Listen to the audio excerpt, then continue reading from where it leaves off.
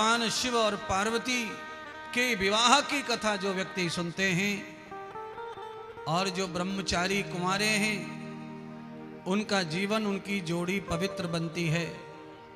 अगर इस कथा को कोई कन्या सुनती है तो उसे अच्छा वर प्राप्त होता है, और इसे अगर कोई पुत्र लड़का सुन लेता है तो उसे अच्छी वरनी, अच्छी वधू प्राप्त होती है। महादेव के विवाह की कथा से जीवन साथी अच्छा मिलता है। अगर किसी को विवाह का चिंता है, विवाह में कोई देर हो रही है, तो विवाह की लाइन शीघ्र खुल जाती है। ऐसा पुण्य इस कथा से प्राप्त होता है। इसलिए धाड़स और धैर्य के साथ इस पावन कथा को हमें श्रवण करना चाहिए।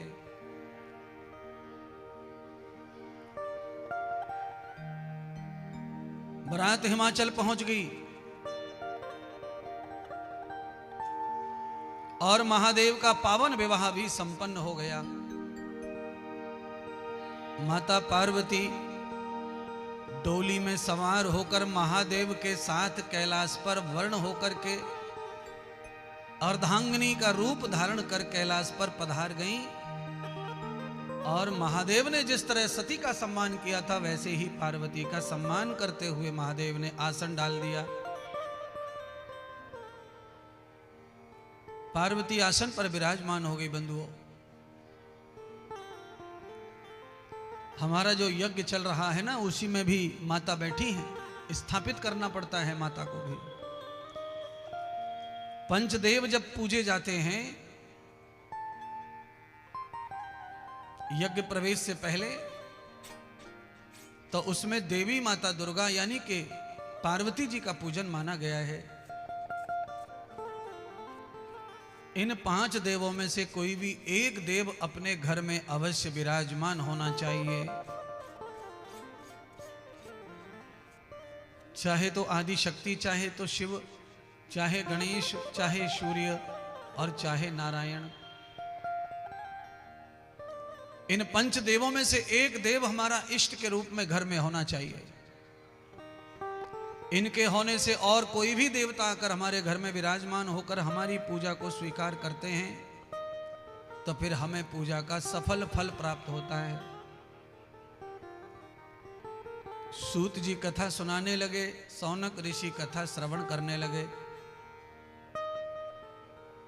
सूत जी ने कहा कि माता पार्वती ने आसन तो ग्रहण कर लिया कैलाश में आकर। भगवान शिव माता पार्वती को कह रहे हैं, देवी हमारे कैलाश में एक सुंदर सी परंपरा है, और वो परंपरा यह है कि नव विवाहिता बहू या कोई अर्धांगिनी के रूप में पत्नी कैलाश में कोई भी गण विवाह कर लाता है, तो नव विवाहिता को पहले कोई उपहार पति भेंट करता है।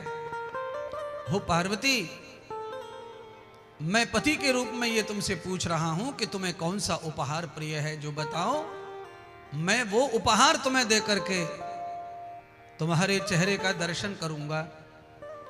कितनी परंपराएं, कितनी बंधन जिसके साथ हमारा विवाह हो गया है, उसका भी मुख देखने के लिए हमारे यहां पे ऐसी अनंत परंपराएं हैं। पति भी मुखमंडल दर्शन कर रहा है पत्नी का, तो कुछ उपहार भेंट कर रहा है। शंकर भगवान ने कहा कि स्वर्ण मुद्रा के रूप में बताओ, हीरे के रूप में बताओ। वैसे तो मैंने तुम्हारे लिए सुंदर महल बनवाया है, वो महल तुम्हें मैं उपहार भेंट देना चाहता हूं, और उसी महल में तुम्हारा गृहस्थ संपन्न हो, इसलिए मैंने तुम्हारे लिए नया घर बनवाया है। और उस घर का भी वास्तु भी नहीं हुआ है। तुम उस घर को पसंद कर लोगी तो मैं उसका वास्तु करवाऊंगा अच्छे ब्राह्मणों से, और वो तुम्हें उपहार भेंट करूंगा। पर तुम्हारे मुख दर्शन के लिए तुम्हें क्या प्रिय है वो कहो, मैं वही वस्तु तुम्हें दान करूं। पार्वती माता समझ गई पिछले जन्म की यादें, उन्हें सब पिछला जन्म याद आ रहा है बार बार। यही शिव है, यही कैलाश है, और मैं भी वही हूं। पहले मैंने जो गलती कर दी वो गलती मैं दोबारा नहीं करूंगी। सोना चांदी हीरा मोती ये तो मिट्टी ही है, और मिट्टी लेकर मैं उपहार में क्या करूंगी, ये तो यहीं रहने जाएगा। अब तो मुझे अपने पति देव से वो लेना चाहिए जो मेरे जीवन का उद्देश्य है। पार्वती के रूप में माता सती पूरी तरह अध्यात्म बनकर आई हैं, पूरी तरह एक इंसान का धर्म निभाने आई हैं महाराज। धर्म पत्नी के रूप में पार्वती ने प्रार्थना की, हे स्वामी, हे परमेश्वर, अगर आप मुझे उपहार में कुछ देना चाहते हैं तो मेरी इच्छा अनुसार ही दीजिए। शंकर ने कहा, बहुत अच्छी बात, मुझे बड़ा आनंद आएगा तुम्हारी इच्छा पूर्ति करने में। जो चाहे सो मांग लो, जो चाहे सो मांग लो, जो चाहे सो मांग लो।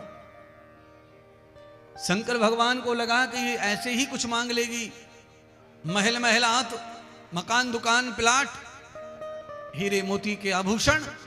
पर इस बार माता पार्वती मिट्टी के सामान में कोई रुचि लेकर नहीं आई है बंधु। माता पार्वती इस तरह जान चुकी हैं कि ये सारे नाटक तो पिछले जन्म में पूरे हो गए, अब तो प्रायश्चित करने का मौका मिला है परमात्मा को पति मानकर। तो अब तो जीवन का प्रायश्चित कर लो। पिछले जन्म में जो गलती होगी वो इस जन्म में नहीं होनी चाहिए। ये पार्वती कह रही है हमसे और आपसे। मेरी कथा सुनने वालों, इंद्रदेव के द्वारा तुम सब सुन लो। मैंने ही संदेश भेजा है हिमालय से, इंद्रदेव के हाथों पत्र भेजा है, तुम्हें सुना रहा है पढ़ के। और ये पत्र में लिखा है कि तुम सब जान लो कि तुम्हारा जन्म क्यों हुआ है।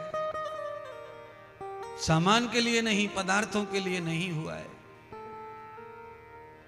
क्योंकि जो सामान और पदार्थों में अटक जाता है वो परमार्थ में कभी भी पैर रख नहीं पाता है, कभी नहीं। सामान और पदार्थ का महत्व जिसके जीवन में बढ़ गया वह परमार्थ में पैर रख नहीं सकता है।